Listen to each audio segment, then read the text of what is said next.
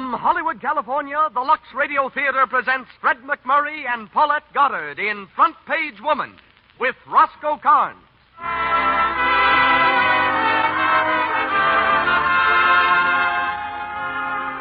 Lux presents Hollywood. It's a fast-moving romance comedy we bring you tonight, the love story of two reporters. The boy who thinks that journalism is purely a man's profession, and the girl who won't say yes till she shows him that he's wrong. Starred are Fred MacMurray and Paulette Goddard with Roscoe Carnes. And as special guest, you'll hear that ace news gatherer, Mr. Floyd Gibbons. Louis Silvers is our musical director. Just a word now before our producer takes over. We are grateful to all of you for your loyalty to Lux Flakes. It is your purchases of our product that makes it possible for us to carry on with this program. And Lux can help you carry on with the many household tasks you have every day. Its rich, pure suds make short work of dirt, yet leave your hands soft and smooth. Yes, Lux gives you double help. It gets rid of dirt fast and protects your hands, too. Yet you pay so little for this extra help. A little goes so far, makes such fine, rich suds. Lux is thrifty. Keep a large box of Lux Flakes in the bathroom and in the kitchen, another in the laundry. And now, your host and producer, ladies and gentlemen, Mr. Cecil B. DeMille.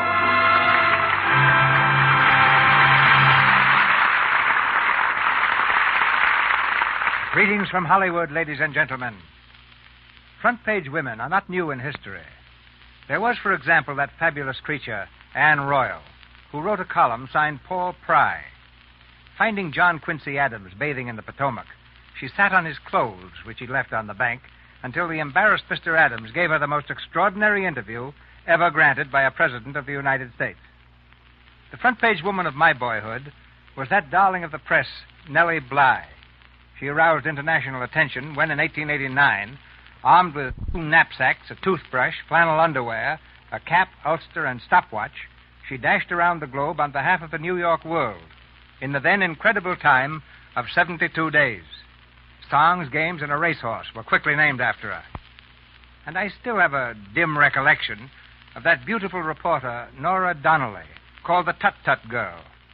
On the day Admiral Dewey returned from Manila, Nora boarded his ship for an interview. Rushing up to the Admiral, she waved an American flag in his face and promptly burst into tears. Whereupon the Admiral remarked, "Tut-tut, little girl, don't cry." That gave Nora her new name. Tonight's front page woman, Paulette Goddard, is a star after only 3 pictures, her latest being the Selznick International film, The Young in Heart.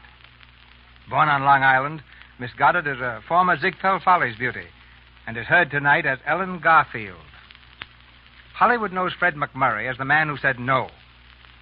In the days when he was a $5 a day extra, working in a mob scene, the director singled him out from 100 others and offered Fred what to every extra is the opportunity of a lifetime, the chance to speak a line. But Fred was frightened, turned down the offer, and went happily on at $5 a day until Paramount featured him.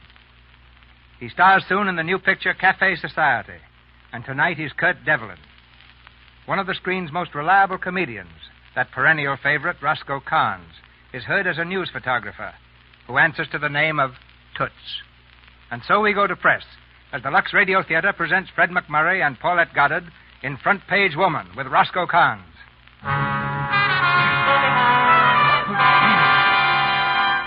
The reporter's room at North Prison. At a long table running halfway round the wall, a dozen telephones stand ready for service.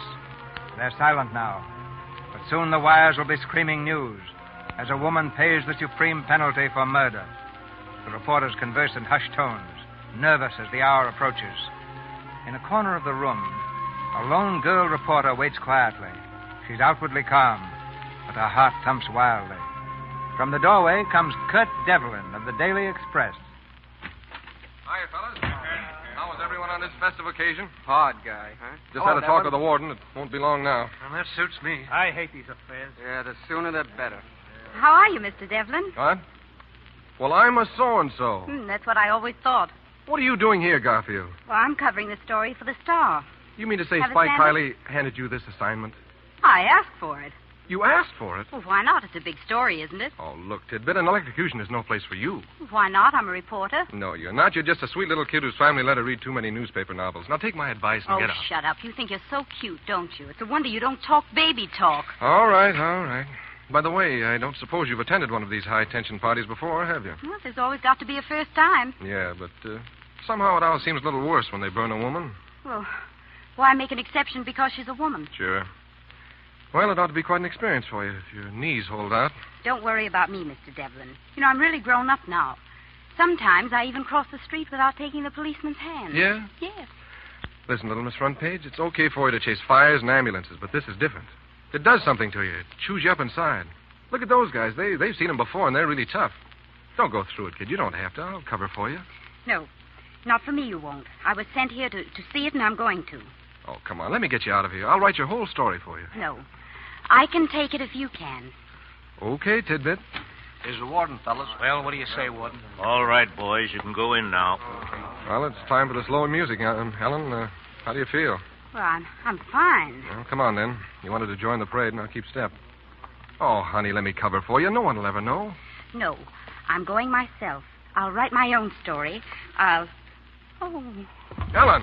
Hey, Nick. Mac, give me a hand here. Little Miss Front Page just pulled a feint.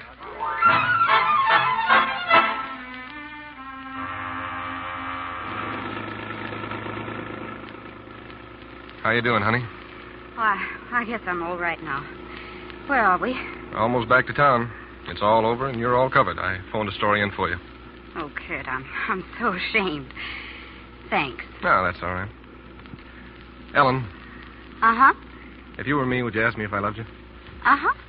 Do you? Sort of? Not sort of. Lots of. Yeah? I know a guy that's married. He likes it. How about his wife? She wishes the guy were twins, so she could commit bigamy and be twice as happy. What do you suppose it would be like, Kurt? Heaven with all the modern conveniences. Gee, Ellen, why not? All this stuff about being a newspaper woman, that's kid stuff. You don't have to work. No, but... Well, I just want to prove to you that I can be as good a reporter as the next fellow. Oh, stop it. Look, we could get one of those studio apartments with a fireplace and... What do you say, hon? Well, you make it sound nice, Kurt. Hey, wait a minute. The paper's on the street. Guys in chair. Here you are, Hey, boy, give me the Express. Yes, sir. Let me have a star, please. Yes, ma'am. Keep the change, kid. Thanks. Here you are. Get your paper. Read all about Hey, here we are, honey. Listen. By Kurt Devlin, Express staff correspondent, North Prison, November 10th. With a song on her lips, Mabel Gay, Broadway's female Boniface, walked to the electric chair last night to expiate the murder of dapper Rudy Spain. Ah, boy, that's beautiful. Kurt Devlin, you're a rat. Sure. What? Well, you're a low, sneaking, vile, despicable... What are you talking about? I'll show you what I'm talking about. Listen to this. By Ellen Garfield, star correspondent, North Prison, November 10th.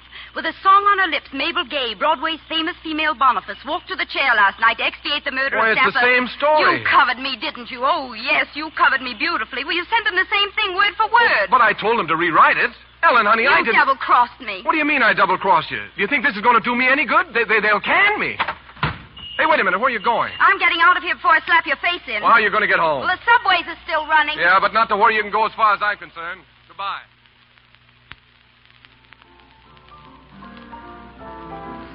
Hey, Kurt, What do you want? are you going to eat that sandwich? What do you care? Well, if you ain't, I will. No sense letting all that mustard go to waste. No, go ahead, take it. Thanks. Say, what are you beefing about? You ain't been fired. Not yet, anyway. Oh, boy, that was a swell story you two had. I looked at the Express, and I looked at the Star, and I thought I was seeing double. Oh, get out of here, will you, Toots? Go on, take some pictures. Pictures of what? Oh, I get it. You want me to beat it, huh? Smart guy. Okay. Kurt Devlin, the sourpuss of the Press Cafe. I'll get a picture of you like this someday, and you won't know you from a lemon. Hello, Kurt. Ellen. Oh, hello. Thought you'd be out of the newspaper business and taking a course in domestic science by this time. Kurt, I found out you really did try to cover me last night. Oh, you did? I'm sorry, Kurt. I should have believed you, I know, but do you think I'm a sort of a rat? Well, no. Just a little mousy, that's all. Did they give you your notice? No, but I got a piece of our Mr. John's mind, and it was certainly no present that a gentleman should give a lady. What about you? Oh, Hartley was really quite pleasant about it. All he said was that he'd appreciate it if I could arrange a suicide pact with you. Well, I guess we're both in the doghouse. Yeah. Don't worry about it. I've been in the doghouse for so long I'm commencing to bark at strangers. Well, I'm not so worried about you. It's myself I'm worried about. 2 more weeks and you'll be back covering the Dahlia shows. Are you going to start that again? Sure. Why don't you marry me? I'd make a swell husband even if I am a reporter. I don't write novels and newspaper plays, and I take off my hat in the house. Perfect. Well, don't forget that I'm a newspaper woman, too. And don't forget that women make pretty rotten newspaper men. Oh, is that so? Listen, I'm as good a reporter as any man, and I can prove it. Pecans. And what's more, I'll make you admit it. Almonds. And I wouldn't marry you for anything in the world. Walnuts, both English and black. Why, you... What's that? That? Why, that's the fire alarm bell, remember? They keep it here for the convenience of ambitious reporters who like to chase the engines. Yes, I do seem to recollect, but thank you anyway. Hey, Kurt, you hear that? That's a 3 alarm. Well, now, what do you know? Toots has learned to count. Congratulations, Toots. Well, ain't we going to cover it? It's at the Granger Arms, that snooty apartment joint. I ought to get some pictures, maybe. Take your time. I'm having a talk with Miss Front Page. Well, the interview's ended, Mr. Devlin. I'm going to that fire. Fine. If it starts to burn out, put some kindling on it and keep it going till I get there, will you? You're so smart. Good day, Mr. Devlin. Hurry up and maybe they'll let you ride on the hook and ladder.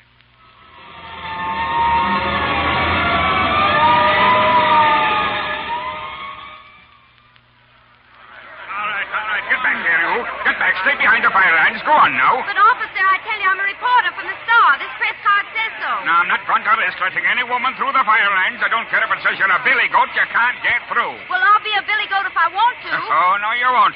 If you're going to be a goat at all, you'll be a nanny goat and black. Officer. Huh? Officer, tell me, could you get me a cab? A cab? Oh, am I the doorman? Will you please do as I say? I've got Mr. Stone here. Oh? He's been overcome by the smoke. Oh, Mr. Stone. Oh, yes, sir. Let a car through here. How are you, officer? Oh, Mr. Stone, what are you doing here, sir? Showing remarkably good sense by leaving a burning building, that's all. Officer, Mr. Stone is very shaky. Would you hurry that cab? Oh, sure. I'll have it in a jiffy. Hey, cab. Stone, are you all right? I don't know. Did she get out of the apartment all right? I think so. She slipped out the back way. No one saw her. Find her. Tell her I'm sorry. It was all my fault. Here's your cab, Mr. Stone. Thanks. Go ahead, driver. I'll tell you where to go. Now, young lady, are you still here? Yes, officer, I'm still here.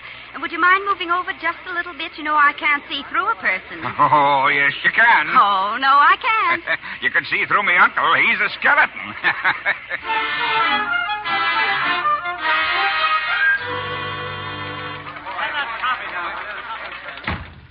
Morning, Spike. Good morning, Miss Garfield. And where have you been? And why don't you go back? Well, what's the matter, Spike? Didn't you like my story of the fire? Oh, that was literature. The hungry flames greedily licked the paint from the building. I don't think my goose pimples will ever go down from that line. I'll bet we've given 1 million readers duck bumps. Yep, you got everything there was to get. Everything except the story. If you want to get the real thing, take a look at this copy of the Express.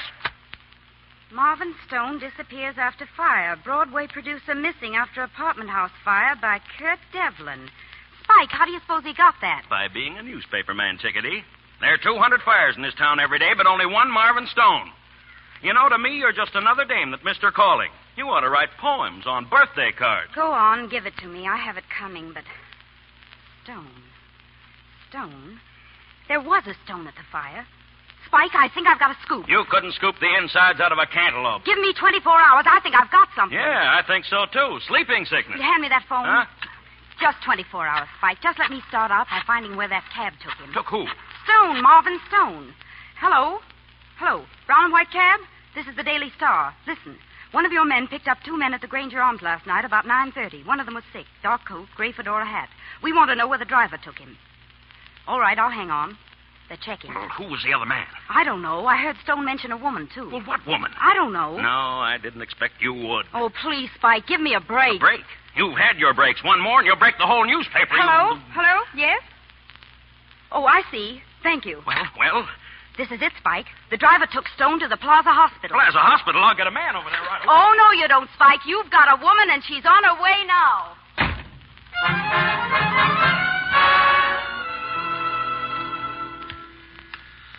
Plaza Hospital. One moment.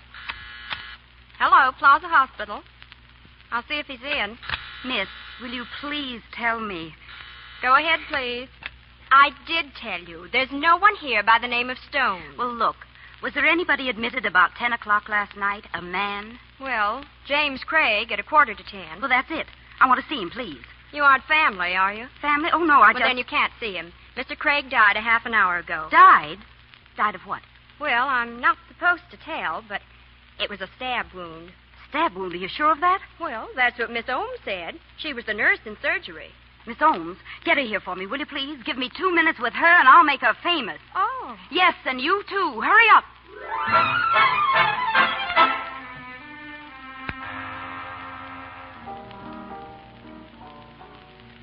Here we are. The Star makes another beat. Marvin Stone dead of stab wounds. Entered hospital under an alias by Ellen Garfield. Lucky little Ellen. Marvin Q. Stone, theatrical producer, was found dead of a stab wound in the abdomen. That's the stomach, ain't it? Yeah. That's what I thought, yeah. In the Plaza Hotel last night, search is being made for an unknown man and an unseen, unknown woman referred to as she by the mystery man in Stone. In an overheard conversation... Overheard conversation? I'll bet she overheard it herself. Oh, to think of you being beaten by a dame. Yeah. She pinned a rose on me, all right. I got a hand of that. Pardon me, isn't your name Devlin? Well, how are you? Mood of my delight? What's on your mind? Oh, nothing. Just wondered if you'd been reading the Star lately. Yeah, there was an interesting article by Lydia Pinkham in your last edition. Oh, you mean your yarn. Oh, you just had a lucky break, that's all. You stumbled over something and it turned out to be a corpse. Really? You know, I think I hear a noise like the sound of crunched sour grapes. Listen, you haven't got a story. All you've got is a lead. The real story is digging up the unknown man and the unseen she and the guy who did the foul deed. That's where I come in my quiet way. If I don't beat you to it. All right. If I turn up this murderer, will you give in and marry me? Good. Are you proposing? Sounded like that to me. Shut up, Toots. Will you or won't you? Maybe. If you find the murderer. It's the deal. Read all about it, honey, in the Daily Express.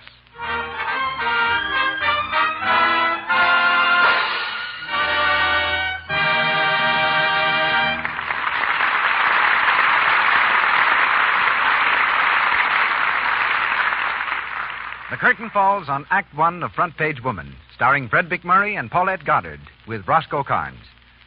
In our short intermission, before going into Act Two, let's turn to our friends, the Brownings. It's late afternoon, and 16-year-old Dot, home from school, finds her mother in the kitchen. Mother, may I make some fudge for the crowd tonight? Why, Dot, I'm right in the middle of getting supper, but... Oh, please, Mother. I'll wash all the dishes. Well, perhaps. Whoopsie! Did I hear fudge? Dibs on licking the pan, Dot. Pan lickers or pan washers, Bobby? Aw, shucks. There's too much washing up around this house all the time. Aw, but you wouldn't mind, would you, Bobby? It's easy. Well, you should know. You're the demon dishwasher around here. Gosh, I never saw anybody like washing dishes the way you do. Well, gee, it's easy. With Lux Flakes, there's nothing to it. You're right, Dot. Dishes are easier with Lux. Easy on your hands, too. Yeah, and Archie Smith said... Bobby, you hush up. Well, anyhow, Archie Smith did Bobby, say... please. Bobby, you better run along and play. Well, shucks. Archie Smith did say, your hands are like rose petals. Well, people will always say nice things about Dot's hands, and yours, too, if you depend on gentle Lux for your dishes. These fine, pure flakes help hands stay lovely. In fact, Lux is so mild, beauty experts advise it for dishwashing. Lux contains no harmful alkali to dry the natural oils in your skin and make your hands rough and red. And it's inexpensive beauty care, too. You need just a dash of Lux to give you a fine, big panful of real beauty suds that protect your hands and make speedy work of your dishes. Yes, a little goes so far. Lux is thrifty. Buy Lux Flakes tomorrow for your own dishes, and be sure to get the large-size box for extra economy. Mr. DeMille. We continue with Front Page Woman, starring Fred McMurray and Paulette Goddard, with Roscoe Carnes. It's the following day. In the office of the Daily Express, Kurt and Toots are hot on the trail of the mystery woman. The desk in front of them is piled high with clippings from the newspaper file. Clippings of the murdered Marvin Stone. Toots is furiously writing names on a pad. As he comes to the end of the long list, he looks at Kurt in despair. Oh, the mystery woman. Boy, she is a mystery. Yeah. As far as I can make out, this guy Stone has kept company with every dame in the world except Whistler's mother. Yeah. Look at this list. You can interview the Follies line for 10 years back and be only half through his address book. Never mind. You got them all down? Yeah. Well, come on, let's go. Oh, Kurt, we ain't going to look up all these dames, are we? You think I'm crazy? I wish you hadn't asked me that. Well, the first dame we're going to look up never twirled a toe at the bald heads in the first row of the Follies. We're going to see the nurse who was present at the death of the late lamented and punctured Mr. Stone. Say, wait a minute. Are we on the expense account? Sure, Sap. Okay. Hello? This is Toots. Call me a taxi cab. Yeah, never mind the old gang.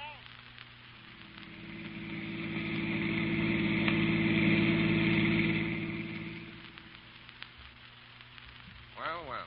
So this is the room where Marvin Stone breathed his last. Yes, it is, Mr. Devlin, but I'm afraid I can't help you. I don't need details at all, and he never regained consciousness.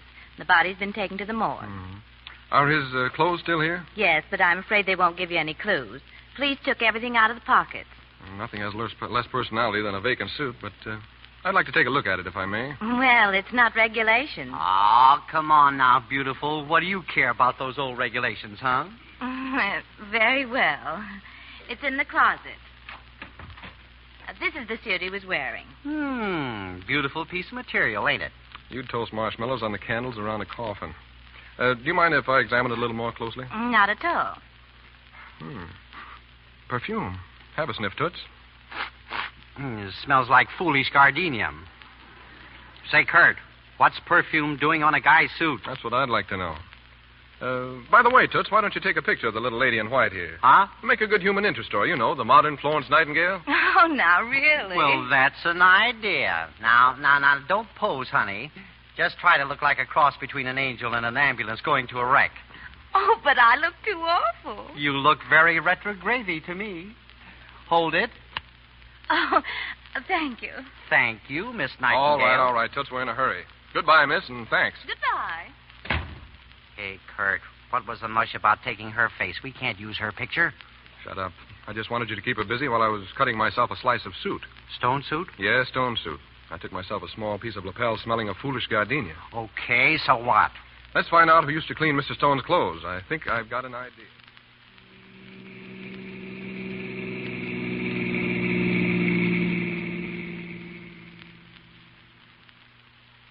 Clean his suit? Well, for years I cleaned the suits. Fine.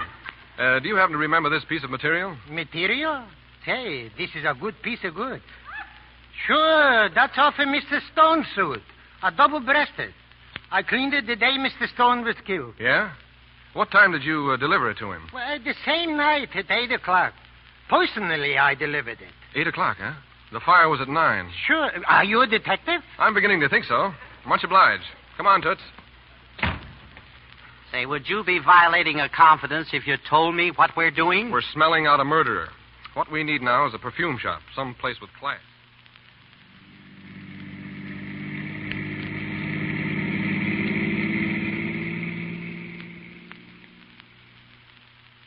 Now, what we need, Mr. Chenard, is an educated smeller like yours. Just take a whiff of this cloth and tell me what you can about the perfume. It's very fine, expensive perfume. Not a standard brand. An individual creation. Very feminine. Did you blend it? Oh, no, but whoever did is a fine parfumeur. It's heavy without being soggy. It has a distinct personality. In other words, the perfume might have been blended to reflect the personality of the woman wearing it? Oh, undoubtedly. What sort of woman? Well, naturally, I couldn't be certain, but I definitely know it is the kind of perfume I would blend for a dark, decidedly Latin type. Latin type, huh? Thanks, Mr. Chenard. I can't tell you how much I appreciate your poking your nose into my business. Oh, not at all, not at all. Toots, my good man. Yeah, what do you want, Brains? We're going hunting for Latin.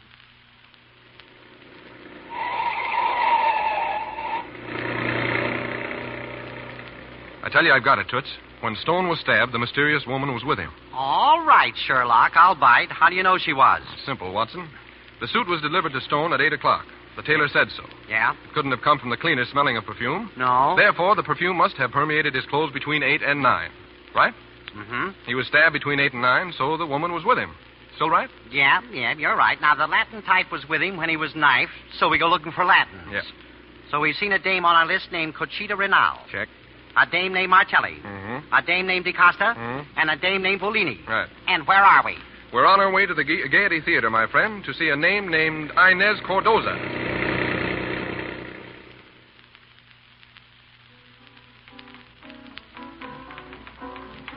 So I says, I'll get my chance if I have to break the leading lady's leg myself. Yeah, that's the way I feel sometimes. Gee. Hello. Hey, what's Oh, the idea of breaking in on our rehearsal? Oh, I'm sorry. Could either of you two lovelies tell me if Miss Inez Cordoza is around? Inez? No, she quit the show about a month ago. Oh, she did, huh? Huh? Where is she now? She moved. I know that because I called her up this morning to get the dirt on her boyfriend being murdered, and they said she left. Mr. Marvin Stone was her playmate, huh? Say, what are you, a detective? With dainty little feet like mine? No, sister, I'm a reporter, and if you help me out, I'll pay off with some good publicity. Well, my name's May LaRue. M-A-E. M-A-A. Take that down, Toots. I got it. Mine's Olive Wilson. Fine. Now, what do you know about our Inez? Oh, I don't know so much, except that Stone was pretty crazy about her. Oh, she went for him, too. That is until Mr. Coulter came along. Coulter? You know, Maitland Coulter, the big shot polo player. And what Stone burned up. Yeah, tried to take a poke at Coulter one night right outside the stage door. Yeah, it was disgusting. They both led with their right. Mm-hmm. The next day she quit the show, and nobody's seen her since. Hey, this is wonderful. I'll bet you're the girls that, the kind of showgirls that write novels and sculpt statues on the side. How'd you know? You have minds. Huh. By the way, did Inez leave any dresses or handkerchiefs around? No, she took everything. Inez was that way. Oh, she left a slip hanging on my rack in the dressing room. But I don't see what good that'd do you. Get it for me, will you? Okay. Yep. Leave it to babyface Inez to get publicity like this. You know, if I thought for a minute that I'd get splashed all over the front page, I'd slip a little cyanide to Butch. Who's Butch? Well, that's my boyfriend. What's the matter? Don't you like him? Yeah, sure I like him. He's swell, but a girl has to think of her career. Now, there's a girl with a brain, Toots. I'll bet she has a Ph.D. Who told you? Here's a slip. Oh, do you mind giving it to me? Of course not. Thanks. Perfume, huh? Hey, Toots. What? That's the perfume, the same as on the coat. Toots, the unseen she is Inez Cordoza. Yeah, try photographing an unseen she.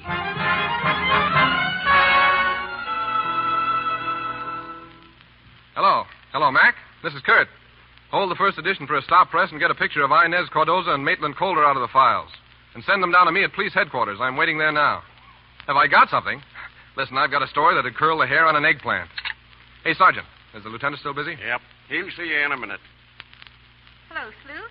Well, how's the future Mrs. Kurt Devlin? Fine. And the disappointed bridegroom? Aimless, just aimless. How you doing? Up a tree and no coconuts. Just out some routine stuff from the lieutenant. Anything to pick up your ears about? Not much. They found a loaded automatic in Stone's apartment, but no knife. The gun had never been fired. Gun, huh?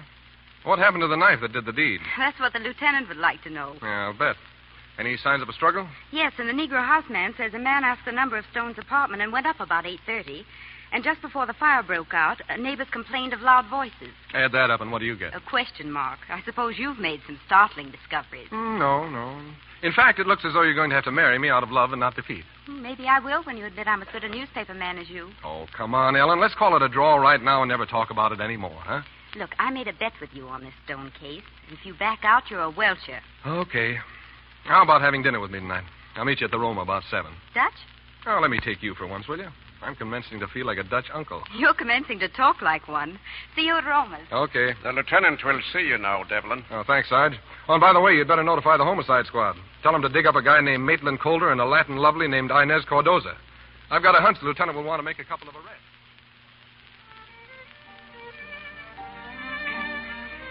Hello, Roma. Ah, Mr. Devlin. The lady is waiting for you over here. Hello, honey. Do you think I'd never get here? Oh, I didn't mind waiting for you. Sit down. Thanks. Gee, I like you. I'm sort of fond of you, too. Don't know why, except you remind me of an Irish Terrier I had once. Smart dogs, Irish Terriers. Well, this one wasn't. He bit me. All of which shows us Irish Terriers will just stand so much. Which reminds me to tell you, you're through playing newspaper. You're going to get off that sheet and marry me. That's right. When you admit I'm as good a reporter as you. Listen, I'm tired of humoring you and trying to save your face. You're not a reporter, and you never will be. You're just another dame getting in the way around a newspaper office. In fact, you don't even know when you've been taken to the cleaners. So that's what you think, is it? Yeah. Here, take a look at the Express. Go on, read it. Coulter and woman implicated in Stone murder. Maitland Coulter, wealthy polo player, and Inez Cardoza, showgirl, were definitely identified by an express representative as the mystery man and the unseen she who were in Stone's apartment the night he was stabbed. Why... Sure, look. Coulter was arrested in his luxurious bachelor quarters at the exclusive town apartments at 6 o'clock this evening, but refused to make any statement. Police are searching for Inez Cardoza, who has disappeared, and so forth and so forth and so forth. Well? All right. You win. Good night, Kurt. Hey, where are you going? You forgot to find Inez Cardoza. I suppose I've got to do it for you. So long. Oh, 2 women who are what goiters out of science, a pain in the neck.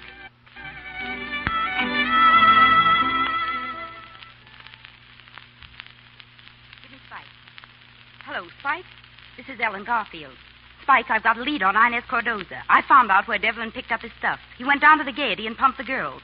Well, I did too, and I've got Cardoza's slip. Yes, but it has a laundry mark on it. What do you mean, what good is it? Don't you know human nature? People don't change their laundries. Now, all I have to do is to find out which laundry it is, who the mark belongs to, and then wait for someone to call for some clean shirts. I'll tailor home, and 10 to 1, I'll find Inez Cardoza. All right, 20 to 1. Goodbye, Spike.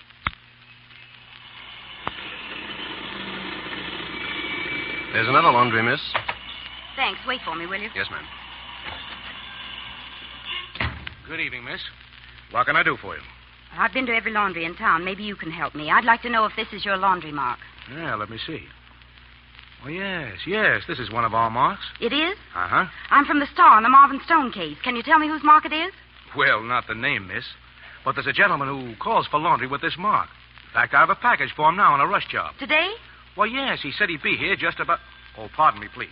You got my laundry? Yes, sir. Right here, sir. How much? $1.50. Thank you, sir. Good day. Good day. Oh, miss. Yes? That man, he's the one. He just took the package with the same mark as you showed me. He did? Say, where does he live? Do you know? Well, no, miss, I don't.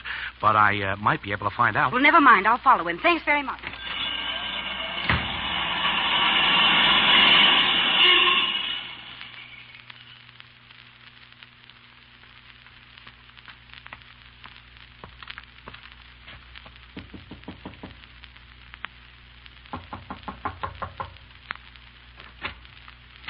Oh, hello. What do you want? I'm looking for Inez Cardoza. Come in. Oh, thanks. Sit down. You followed me from that laundry, didn't you? Well, no, I didn't. Oh, yes, you did. I saw you there. Robert. Come here, Inez. Inez. So you're Inez Cardoza. Robert, what does she want? Who is she? She's a dirty little fly You're cop. crazy. Sis. I'm no cop. Shut up. Sis, go in the other room. No. Robert, don't. Give me that gun. Get away from me. Go on, do as I tell you. Wait, listen. You've got me all wrong. No, I haven't. I got you dead to rights, sister. So if you know what's good for you, you'll sit tight and keep your clapper shut, or you'll be going back to headquarters on a slab.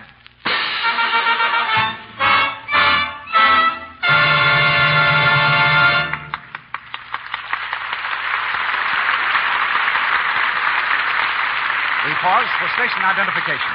This is the Columbia Broadcasting System.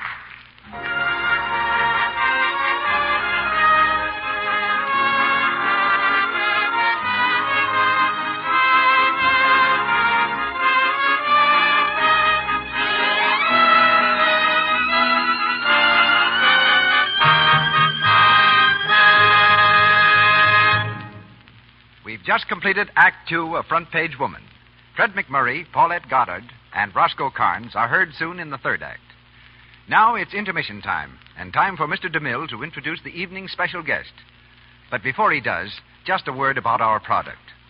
Lux is the world's largest selling package soap for fine fabrics. And here's why. Lux contains no harmful alkali. It's so mild, so pure, it's safe for anything that's safe in water alone. A little goes so far. Makes such fine, rich suds. Lux is thrifty. Our producer, Mr. DeMille. We've just been hearing about the adventures of a front-page woman. Right now, we're going to hear from a man whose stories have been printed on page one many times, with date lines from Paris, London, Berlin, Shanghai, Madrid, and 100 other cities around the globe. If I were to tell you the story of Floyd Gibbons in one sentence, I should say that he was there when it happened, because for many years he's shown an astonishing ability to get to the scene just in time for a big news break. I can't see all the way to New York, but I know exactly how Floyd Gibbons looks as he waits in a New York studio. He's a brawny, strapping fellow with a red face and bristly hair, sitting before a microphone with his hat hanging precariously on the back of his head. He's full of nervous energy. When he talks, his fist flies out, driving home his words. Over one eye is that familiar white patch, a relic of 1918 and Belleau Wood. Speaking to you now from New York is the headline hunter, Floyd Gibbons.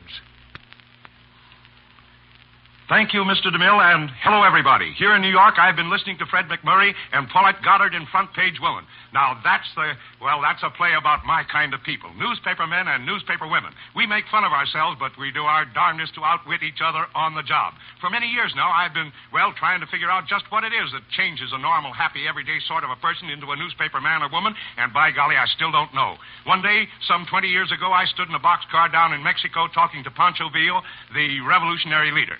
I was just a kid, and I threw questions at him one after another. I was so dumb I didn't know that nobody dared question Pancho that way. Pancho got sore as a boil on the neck. He snarled at me in Spanish, "What do you want to come down here for, gringo? You have a nice soft bed at home." Well, sir, I couldn't think of the answer to then, and I still can't. But I stuck it out with Villa and his army, and I saw plenty happen during that frightful war, including a 300-mile retreat, which I think I led. Otherwise, I wouldn't be here tonight. The newspaper reporter tries his doggonest to be there when it happens because the best and most truthful report of any happening is that of the personal eyewitness who can honestly say, "I saw it. I was there when it happened." He has to keep in mind the importance of the main event, but must not overlook the apparently unimportant little facts that prove the truth of the story. I was on the 19,000-ton liner Laconia when it was torpedoed and sunk in mid-Atlantic. We were carrying a huge cargo of explosives. The thing I remember most is what a Canadian aviator named Dugan said when the torpedo hit us. 3 of us were sitting in the smoking room listening to a phonograph playing Poor Butterfly. Dugan passed a pack of cigarettes and offered a light. He was the third man on the match. A few seconds later, the ship gave a sudden lurch. The deck began to slant, and the foghorn began to blow the signal of distress. That was when Dugan became one of my candidates for immortality. He blew some smoke out of the side of his mouth and said, "That was a lousy torpedo. It didn't even blow up the munitions." Well, sir, the boat sank, but we got away all right and were picked up by a patrol boat without wireless the next morning. It took us so long to reach the Irish coast that American newspapers thought we were lost. The boss printed my obituary in the papers, and oh boy, was his face red when he got a 4,000-word cable story on the sinking of the Laconia from me the next morning. Of course, my clothing, trunk, and typewriter and everything went down with the ship, and they also went down on the old swindle sheet. I mean the expense account. It isn't just ability to write that makes good reporters like these kids, Ellen Garfield and Kurt Devlin, in the play tonight. One of the best writers I know is my pal Westbrook Pegler. But Peg would still be a great reporter if he couldn't write a grammatical sentence. When King George V died, Pegler and I were covering the story of the funeral in London. Newspaper men had to stand in line like the tens of thousands of mourning subjects of the late king, a line that stretched out for 4 miles, moving slowly forward in the rain. It looked as though it would take us 10 or 12 hours to reach Westminster Hall, the place where the body was lying in state. Peg found a fellow who had a little sympathy for us when he found we were newspaper men, and he slipped us through the back door of Westminster Hall. That's just across the street from the Abbey.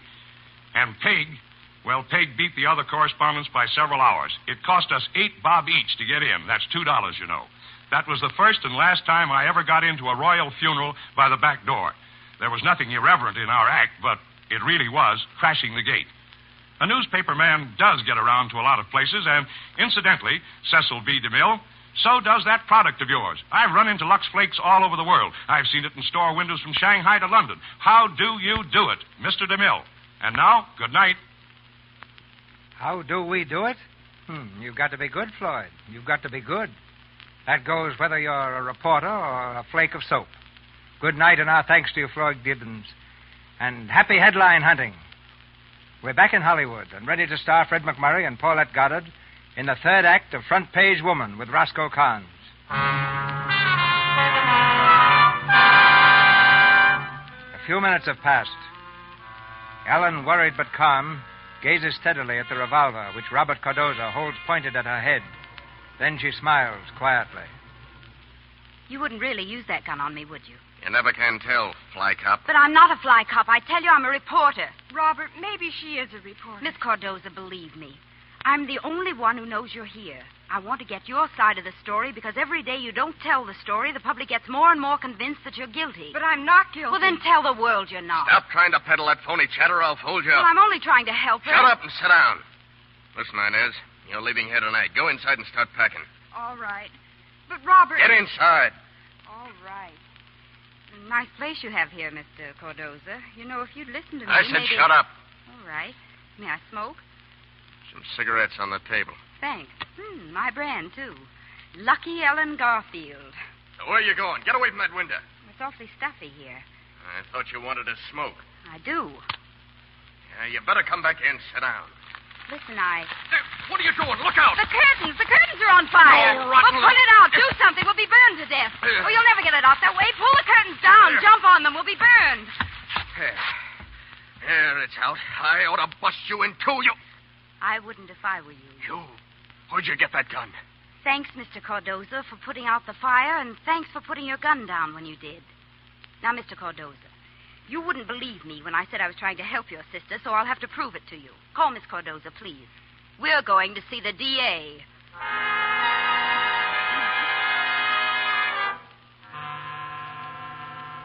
Now, Miss Cardoza, I want you to tell your story and tell it as straight as you can.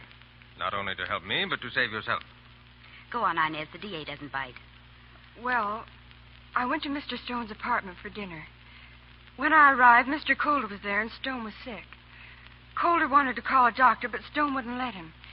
He said it was nothing, and, well, I thought he'd been drinking too much. We got to arguing. Stone struck Calder. I got frightened and ran out of the apartment. That's all I know, everything, I swear. Well, why did you hide out? I was afraid Calder might be drawn in. I didn't want to testify against him. I love him, but he's innocent, I tell you, innocent. You've got to let him go. Please, Miss Cardoza, no hysterics. You can go now. We've assigned a matron to stay with you until Calder comes to trial. Go on, Inez. They won't hurt you. Thank you so much for everything. Goodbye. Goodbye. Well, Miss Garfield, congratulations. You did a splendid job finding Cardoza. Oh, nothing at all. Hello. Said you wanted to see me here. That's right, Devlin. I want to thank you for what you've done on the Stone case. I think Miss Garfield's done fairly well herself. Well, thanks, Kurt. Well, I guess Calder's your man, all right. Looks open and shut. Open and shut? Hardly. Where's Exhibit A? A man who brings a gun to commit a murder doesn't bring a knife, too. A man who thinks to take a knife wouldn't forget and leave his gun in the middle of the floor. To build a case, we've got to have Exhibit A, the instrument with which the murder was committed. The knife hasn't been found. Well, how can they find it? They've searched Stone's apartment from stem to stern. Sure. But what that search lacked was the Devlin touch. Leave it to old Slewfoot, folks. I'm practically there now. Brandishing the knife.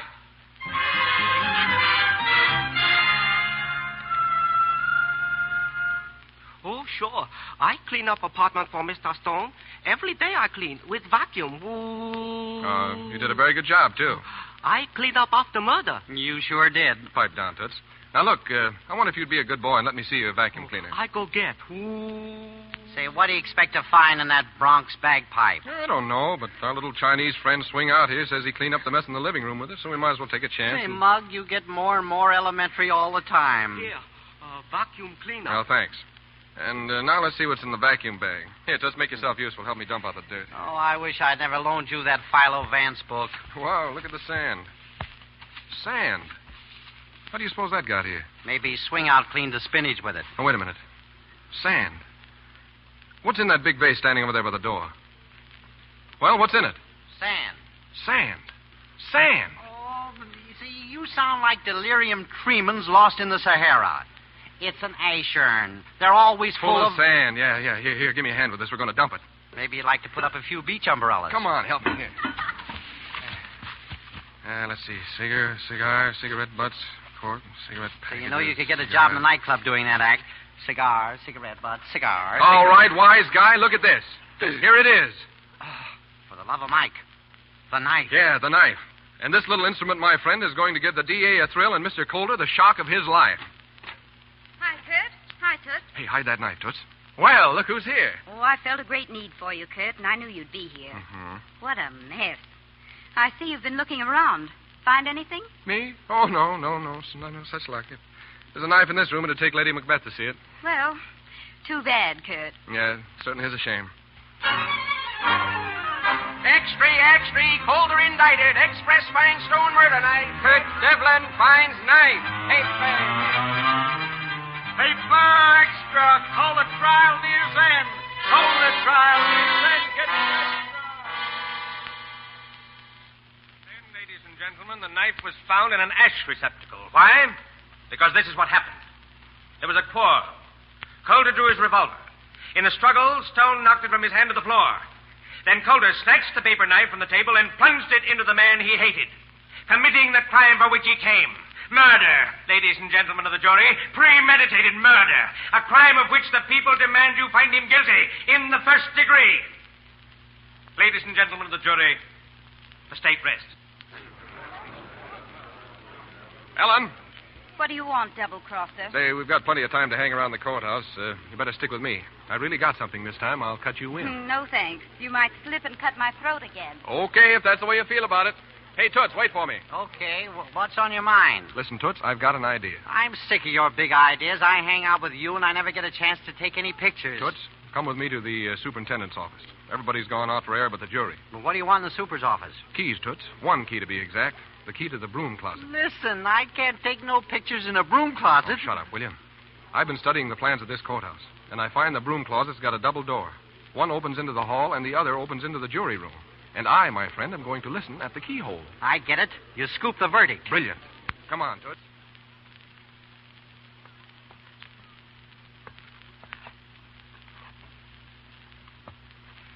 Here's the key. All right, hurry up. Open the closet. If we're too late, I'll kill you. What do you mean? You spent 4 hours getting the key. Come on, open it up. It's dark in here. Close the door. It smells like old mops. Shut up. Listen. We'll vote once more. And this time, Mr. Harrow, I hope you see the light and vote guilty. I'll vote the way I like. It's 11 to 1. Holy shut up. Once more. Smith. Guilty. Vance. Guilty. Noyes. Guilty. Adamson. Guilty. Norris. Guilty. Phillips. Guilty. Barkley. Guilty. Warburg. Guilty. Stacy. Guilty. Tarowski. Guilty. 10 for guilty, and my vote makes 11. And now, Mr. Harrow, how do you vote? I vote the way I please. It's guilty. Guilty. Colder's guilty. What a scoop. Better hurry and phone that news in. Yeah, that's where I'm going now. Look, Toots. The judge is out to dinner. That means the jury will have to wait in the outer room. You get in the jury room when they leave and mark the ballots not guilty. Not guilty? What for? The jury just said he was guilty. Yeah, I know, but will you do as I tell you? Mark all the ballots not guilty and leave them lying on the table. I'm manufacturing a news beat for Little Miss Front Page. You mean she scoops the verdict and it's the wrong one? Right. She'll be hanging around the press room with the rest of the boys. I'll go and tip her off. Now remember, not guilty.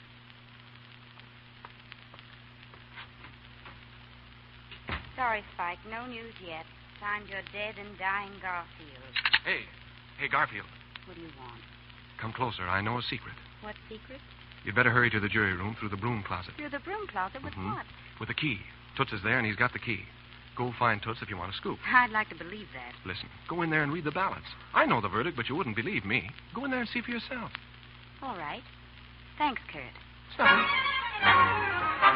Extra, get your express. Colder guilty. Extra, get your star. Kohler not guilty. Extra, Colder guilty. Extra, Kohler not guilty. He is so. He is not. Extra, get your business.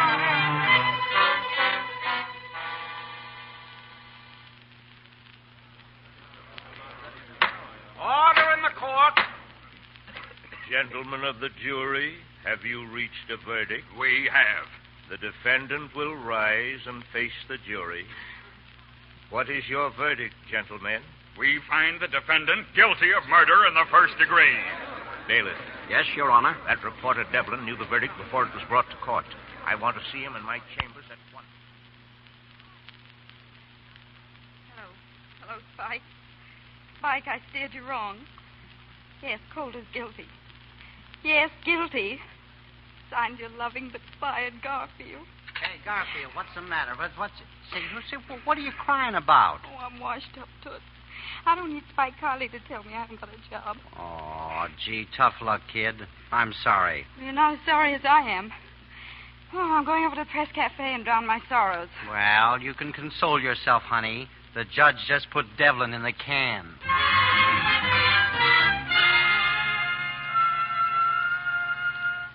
As for you, Devlin, you look swell behind bars. You can rot in jail. I wash my hands of the entire matter. But, Lester, you're my editor. For heaven's sake, get me out of here. No, and don't call me Lester. You brought this down on yourself. The Express disclaims all responsibility. All right, the turnkey's gone. Now what? Fine, great stuff, kid. Congrats. You did a great job. Don't worry, we'll spring you. So long. So long. Hello, Kurt. Well, look who's here. What's the charge on you? Nothing.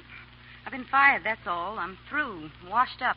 Oh, I'm sorry I tripped you up in that yarn, but after all, you should have known better than to fall for that. You don't have to rub it in, Kurt. I know when I'm late. Well, I guess you're right. No job for a woman. Sure. Women make bad newspaper men. But not too bad, you lug. Look at what's in this copy of the Star. Start memorizing this one. I killed Stone. Inez Cardoza, showgirl fiancée of Colder, confesses fatal stabbing by Ellen Garfield. Say, where did you get the story? Kurt, you see, I had a hunch about that girl from the very beginning. I met her at the Press Cafe after the verdict. She was all set to break down, so I broke her down. She told me how it happened. When Coulter drew his gun, Stone grabbed it. Inez said that he'd have killed Coulter if she hadn't grabbed up that knife in desperation and let him have it. Yeah, but the fingerprints, those were Coulter's prints on that knife.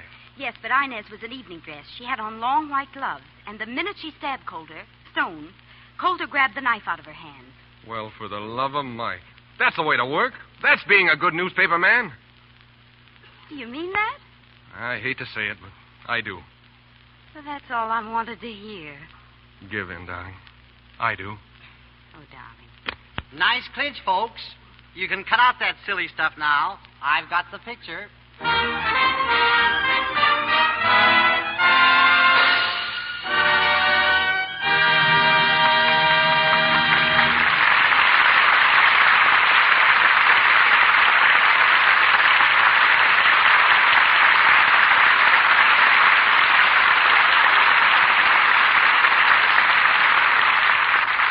So ends Front Page Woman, starring Fred McMurray and Paulette Goddard with Roscoe Carnes. Our stars will be back in a few seconds for a personal interview. But right now, here's something I bet is news to a lot of housewives. Did you ever stop to think how much walking you do every day in the course of your housework and shopping trips? Well, I can tell you, it's nearly 8 miles every day. Yes, and that comes to 3,000 miles a year. Why, that's the distance across the United States. And you get more exercise than that, too. What with all the kneeling and stretching and stooping you do around the house. Think what that does to your stockings. They're apt to get runs if they aren't nice and elastic. Elasticity, you know, helps your stockings give under strain instead of breaking into runs. Now, let me tell you a way you can help your stockings wear longer. Every night, when you take them off, give them a quick dip in a basin full of rich Lux suds. Lux Flakes save stocking elasticity and cut way down on runs. Soaps with harmful alkali or rubbing with cake soap weakens elasticity. Gentle Lux has no harmful alkali. It's safe for anything safe in water alone. So give all your nice things this special care to help them stay new-looking longer. Your underthings and nightgowns, your washable dresses, and all the little accessories that make or mar your appearance. And remember, a little goes so far. Lux is thrifty. And for even greater thrift, buy Lux Flakes in the large size box. Now, Mr. DeMille. Now for a 3-star final. A short session with tonight's headline makers. Here's Fred McMurray, and here also is the new star, whose brief but brilliant record is holding the attention today of every Hollywood studio. CB, perhaps not every studio, but I know what you mean, and I want to say it's darn white of you, and I hardly know what else to say. Well, then suppose we skip it, Roscoe, until I finished introducing Paulette Goddard. Huh? Oh, excuse me. It's all right, Roscoe. And thank you, Mr. DeMille. But let me stay in character as a reporter for just another moment, because I'm sure it's news to many Lux listeners that you're making this broadcast from a stretcher. Oh, not just this broadcast, Paulette. It's picture, too. What was the disaster that swept you off your feet, Mr. DeMille? And just a little accident on the set, Miss Goddard. But it has its advantages. The cast of Union Pacific felt so sorry for me today, directing from a stretcher, that they accomplished 2 days' work in one. With results like that, I'm seriously considering remaining in this perambulator till the picture's finished. Once I fell for a stunt something like that, Mr. DeMille. It Seems he just couldn't play a scene the way the director wanted it, so finally we drove him into such a fit of rage that he snatched his watch from his pocket and smashed it to bits on the floor. There was a dead silence as we watched him get down on his hands and knees and pick up the pieces. Tears streamed down his face as he told us that the watch was his most prized possession. His father had given it to him years before. Nothing had meant quite as much to him. The cast felt pretty bad about it, and finally the director dried his tears and we went back to work. This time, of course, we played the scene perfectly, and he sent us out for lunch. As I was going out the door, an electrician stopped me and said, "Don't let it get you, Fred." He whispered, "With just a dollar watch, I've seen him pull that stunt a dozen times, and it's never missed yet." Yes, now I can tell you another time that Fred failed to live up to expectations, Mr. DeMille. When he was born, his folks were hoping he'd be a girl. Well, what's wrong with that? Mine were hoping for a boy. That's why I'm Paulette, the feminine version of Paul. Yes, but they were going to call Fred Rose because he was born on St. Rose Day. Can you picture McMurray with a horticultural handle like that? You take it easy, Mr. Carnes. Fred spent the last 6 weeks learning to box. Yeah. After being called upon to sock somebody in almost every picture he's made, they've finally given him a pair of 8-ounce gloves and turned him into a professional slugger. Do you like the idea, Fred? I like it, but it has a couple of good drawbacks. The first of them was that I'd planned to take a hunting trip, and I had to forget all about that and take boxing lessons. And the second drawback is the plaid suit I've got to wear. It's got checks bigger than the first prize of the Irish sweepstakes. But as I always say, that's the movies for you. So long, CB. Good night, Mr. DeMille. And many thanks for this chance to appear on a program which I listen to with so much enjoyment. Yes, me too. And I hope, Mr. DeMille, that you don't have to take it lying down much longer. Thank you, Lester. It's not up, Mr. McMurray. Report here soon again. There's an outstanding dramatic event awaiting you here next Monday night. Listen for Mr. DeMille's announcement of it in just a moment. Assisting tonight's stars were Inez Seabury as Olive Wilson, Margaret Brayton as May LaRue, Lindsay McHarry as Officer Holohan, John Fee as Maitland Coulter, Lee Millar as Marvin Stone, Lou Merrill as Spike Kiley, Ralph Sedan as Robert Chenard, Abe Reynolds as a tailor, Frank Nelson as Robert Cordoza, Mary Jane Carnes as Inez Cordoza, Ted Osborne as District Attorney, Edward Marr as Laundryman, David Starling as a Chinese cleaning boy, Harry Humphrey as Judge, Joe Franz as Bailiff, Elizabeth Wilbur as a nurse, Eleanor Harriet as telephone operator, Sidney Newman as taxi driver, Ross Forrester as Warburton, James Eagles as newsboy, and James Robbins as a reporter. Our musical director, Louis Silvers, appeared through courtesy of 20th Century Fox Studios. He was in charge of music for their new picture, Jesse James. Front Page Woman was produced on the screen by Warner Brothers Studio. Here is Mr. DeMille. Next Monday night, the anniversary of his first appearance on the air in drama, Mr. George Arliss returns to the Lux Radio Theater. This beloved artist will be heard in our adaptation of one of his most popular screen triumphs, the dramatic story of an uncrowned king of France, Cardinal Richelieu. Our play is the story of one of the world's greatest statesmen, a man who matched his wit and life against the intrigues of the nobility that France might be united. Supporting Mr. Arliss, you'll hear an all-star cast featuring Florence Arliss, Cesar Romero, Heather Angel, Montague Love, and Douglas Dumbrill.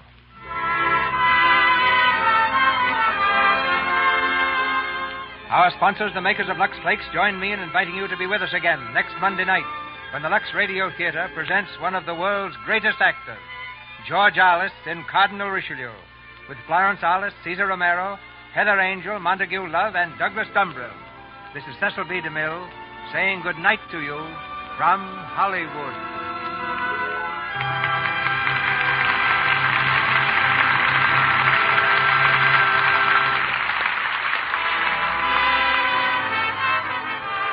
Our Lux Radio Theater presentation of Front Page Woman has come to you with the good wishes of the makers of Lux Flakes, those fine, gentle soap flakes used in the wardrobe departments of all the leading studios here in Hollywood and by housewives everywhere. Join us again next week. Be part of the large audience that gathers each Monday to enjoy an hour of dramatic entertainment and a chance to meet Hollywood and its famous people. This is your announcer, Melville Ruick, bidding you all good night on behalf of our guests, our cast, and the staff of the Lux Radio Theater. This is the Columbia Broadcasting System.